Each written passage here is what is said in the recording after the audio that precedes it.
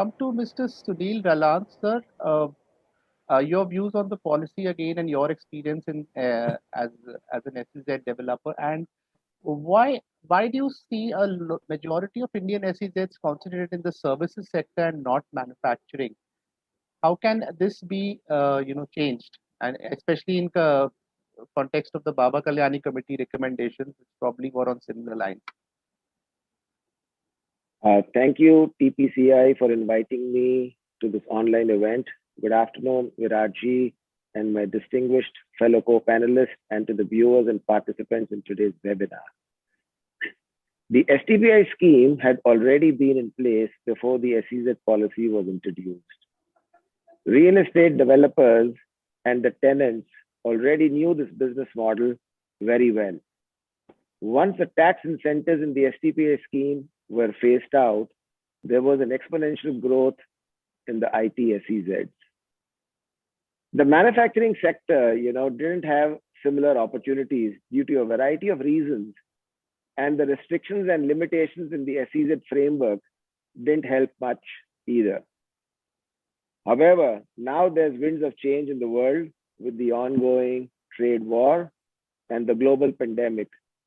Several manufacturing units are seeking to relocate outside China. Many investors have found Vietnam, Thailand, and the other ASEAN region countries to be very attractive because of the stable policies and a predictable investment environment. India also has now been able to attract a few manufacturing units with our recent PLI scheme.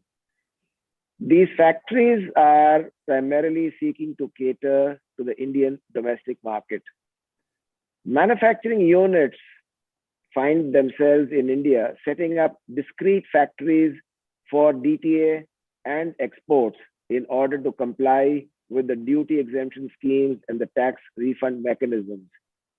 SEZs, have the potential of becoming very attractive for these relocating units if only we could enable them to seamlessly supply both to the DTA and the global markets. Now, by this, if you see the Chinese factories, they are supplying to the whole world, including into India. And Indian market share in the Chinese basket of exports is just under 2.7%, which means 92.3% goes to the other markets in the world. Now, when these factories are looking to relocate into India, they want to be able to complete supplies to the whole world. And there is a way forward for this. We have several learnings from the manufacturer and other operations in warehouse regulation scheme, referred to as the MOVER 2019 scheme. There is an urgent need in the SEZs to delink the SEZ fiscal incentives from export obligation. This has already been challenged in the WTO by a number of Indian trading partners, where India has already lost the case. The MOVER scheme provides upfront remissions of duties and taxes and is delinked from an export obligation.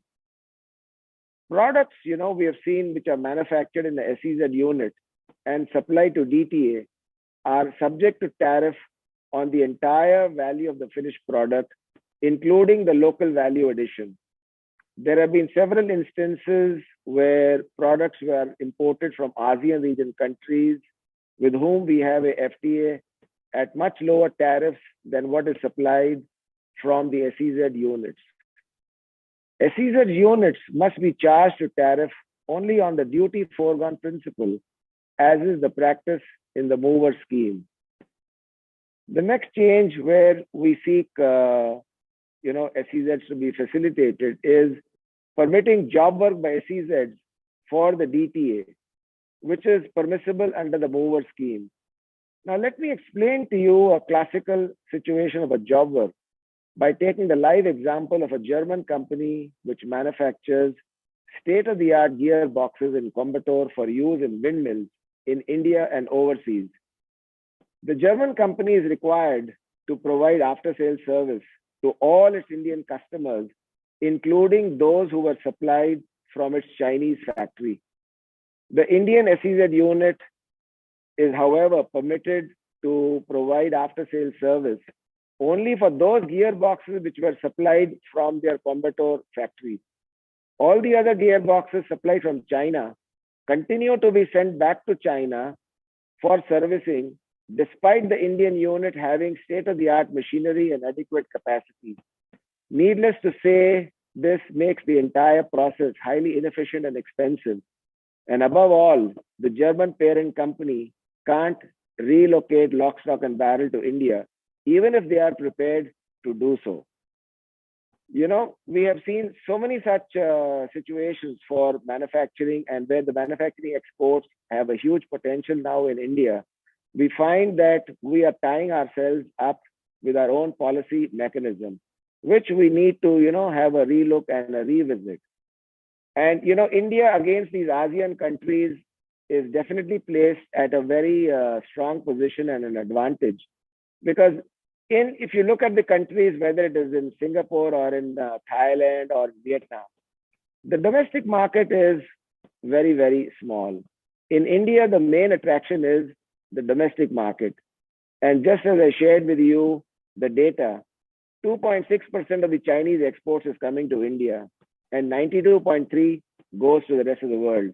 Imagine in theory, if factories like this were to relocate to India and access the 2.6% markets made from using the Make in India concept, and their factories could export 92.3% to the rest of the world, the kind of change that manufacturing in India would see.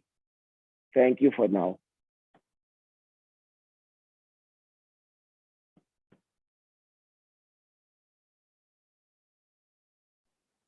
So what do you think can be done to diversify the services exports? Because again, within services, we have a more focused share of IT, ITES. So how can we balance it with more services sectors taking a greater share? Do you see potential in other sectors? Yes, I see a lot of potential in the other sectors, because the ambit of services needs to be extended actually to the manufacturing sector. The term servification of manufacturing, refers to the fragmentation of manufacturing production into such activities as R&D, marketing, machining, logistics, to name a few. And we have seen that in the context from the other countries, from whom we can learn from their experiences, like China, Republic of Korea, Taiwan, and some of the ASEAN member countries like Vietnam, in designing smart subsidies for services, which are inputs into manufacturing and help to improve the competitiveness of these manufacturing. In India, it is very well known that logistics costs are around 13 to 14% of our GDP, while it's around 8% in the developed world and probably still lower in China. In India, it's also not uncommon for Indian factories to provide transportation logistics by running hundreds of buses to ferry workers to and fro into the units. In Chennai, we've seen in the past classic situations when Nokia was fully operational. They were running 700 buses on a daily basis. And at any given point of time, for example, in the morning, if the buses ran bumper to bumper, there was no place on the highway for any other traffic to move.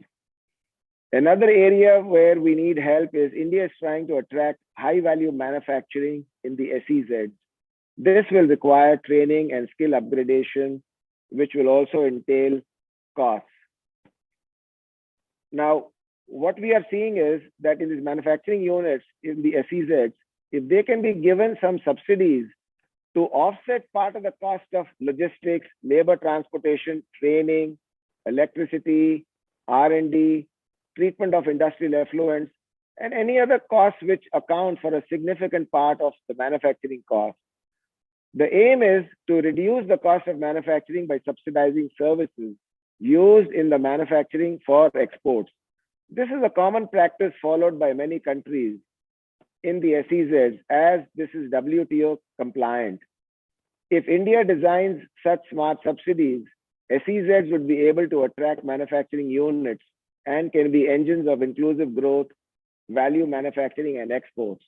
And now that when the MEIS scheme has been withdrawn because of not being WTO compliant on merchandise exports, we still have the possibility of subsidizing the certification of manufacturing, which will make Indian manufacturing more attractive and competitive in the global market and be completely WTO compliant.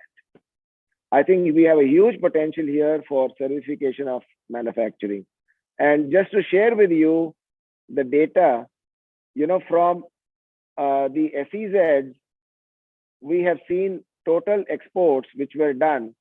The DC Vizag, Mr. Reddy Saab, has given the data in rupees. But what I'm going to do is I'm going to just break it down to merchandise exports, not taking into the IT service sector, because that's being also counted for in the IT sector. So the merchandise exports from the SEZs was in 2021, 33.29 billion. And in 2019-20, it was 42.05.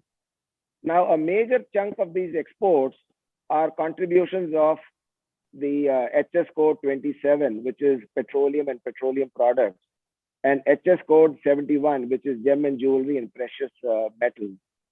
Now, these are significant contributors from the SEZ export basket. They contribute almost 50% of Indian merchandise exports is from HS code 27 and HS code 71. So the remaining exports from the SEZ, which is pure manufacturing exports, which is where the entire focus of the country is right now, to increase the manufacturing sector and get the relocating supply chains to do manufacturing within the country and create jobs. This is 17.33 billion in the year 2021, and it was 16.16 billion in 1920. So even during the pandemic, the manufacturing sector without 27 and 71, HS codes 27 and 71, have actually seen an increase, which is quite encouraging and interesting, as Reddy Saab earlier has also mentioned that SEZs have been playing a very significant role. But I think we need to carve out a special policy mechanism for the vanilla manufacturing sector and attract the sunrise sector from China into India. And we have the potential to be able to do that. Thank you. Thank you so much, sir, for that data and insight. As I had mentioned earlier, there are some audience questions. Can I have all the panelists now on screen? One question from the audience is definitely regarding the Baba Kalyani recommendations. What can be accepted out of that, and why do you think there is a still been a lot of delay in actually going by those recommendations? What is feasible and workable? Anybody would like to answer on that? If I may step in, I would like to suggest, based on the Baba Kalyani report inputs, number one, the sales into the domestic area, once the NFE conditions that were mentioned earlier, the export linkages that were there, if that has been removed, in the past when we had Nokia and these companies way back in 2006, 2007, these companies were selling their mobile phones at that time primarily into the Indian domestic market, because at that time we had what is called as the ITA, the Information Technology Agreements, which meant that these products could be sold into India at concessional rates of duties, and the sale proceeds would be taken as part of the NFE conditions. But later on, this policy was changed, and then the NFE issues started to become a challenge. Now, the mover scheme that I was referring to earlier allows all of these remission of import taxes and duties to be made available, just like it is being done in the case of SEZ. And the mover scheme, which is, a rehash of something that was there for several years, in its new avatar, does not give any limitations on value addition or on percentage of exports or percentage of DTA. So in theory, a factory under a mover scheme can sell 100% of its production into the domestic tariff area. Number one. Number two, there is no NFE requirement which is available over there. So it is completely, in that sense, WTO compliant, because in the WTO, the issue is not the remission of import taxes and duties on the product that goes into the manufacturing, but on the capital equipment that is used, which is duty free. That is not directly being used in the export product. So that is what is becoming the challenge. And that's why the EPCG scheme also has been challenged, because the EPCG scheme, the machine itself is not going to the export product. So the mover scheme has already shown us the way. And I think if the Department of Commerce and the DOR can come in on the same page, because the mover scheme is a scheme which is owned by the Department of Revenue. The SEZ scheme is owned by the Department of Commerce. And I would urge both the ministries to work as an Indian policy rather than as a departmental policy to align both the schemes. And as Reddy sir has already said, we have too many schemes. So even the users are sometimes, like in many ways, they are treaty shopping. Right now, there is scheme shopping, which actually confuses the industry, confuses investors. So we need to align these schemes, and both can actually coexist, because many factories who want to be standalone factories, existing factories which are not in SEZ, they are standalone factories set up several years ago. New factories which are comfortable being standalone factories can go under the mover scheme. But there are also many factories who want to be in a cluster, like a cluster infrastructure which is provided by an SEZ. So having both the schemes running parallel, we are actually going to be able to capture every kind of requirement from a potential user or a unit that is seeking manufacturing infrastructure. We don't have to turn away anybody. We can have both systems running parallelly to each other. So that's number one, supply of DTA based on the duty foregone principle. What Harsh was mentioning, and the professor was also saying, that duties should be on the least duty tariff on the FTA agreement.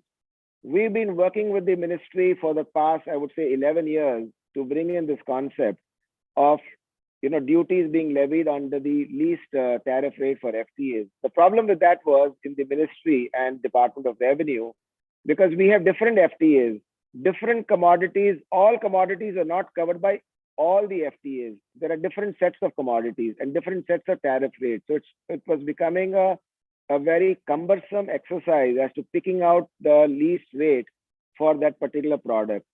Secondly, to avail of the free trade agreement tariff rate, you've got to have a value addition of at least 35 to 40%, which is the local content addition. Now, in the SEZ, they were not always able to, come forward and say whether the value addition took place, because that would have immediately applied. Now, in the mover scheme, there is no requirement of value addition or NFE being NFE positive, but they have a very interesting concept, which is the duty foregone principle, which means whatever inputs are used in that product sold into the DTA, duties applicable on those products alone will be levied to duty at the rate which is applicable to that particular HS code in that commodity, not the finished product, which is a different from the concept being followed in the SEZ. So the mover scheme is a Department of Revenue scheme, and if this can be implemented by them, I think we should be able to, the Department of Commerce should be able to get them to buy in on this recommendation for the SEZs as well. The reverse job work is very, very critical, because Uberization of manufacturing capacity is going to be the order of the day. There are a lot of technologies, especially in the electronic sector, where the entire lifetime of the technology is maybe less than 2 to 3 years. And there are people willing to bring these technologies, setting up in the SEZs, because they want to be able to sweat the asset completely. These machines have to run 36 hours, 10 days a week to recover their capital. They can't work in a typical fashion that we've been used to, where the machine is probably running, 6 or 7 hours a day. These assets are going to be outdated in 3 years, and they've got to get their capital back. And we see that potential being available. And reverse job working for DTA is a concept that the mover scheme once again permits that. And whatever services are rendered and the service fee that is being levied is subject to IGST when it is supplied into the DTA. And any components that go into that particular service that is done for DTA is charged to import tariff at the component level, in case it's an import component. So we have the methodology available. We just need the mindset and to implement these things and become more, progressive and proactive if we have to compete with the factories that are being attracted into Vietnam and into Thailand. We have the potential, we have the ability. Now we just need to demonstrate the will. Thank you, sir.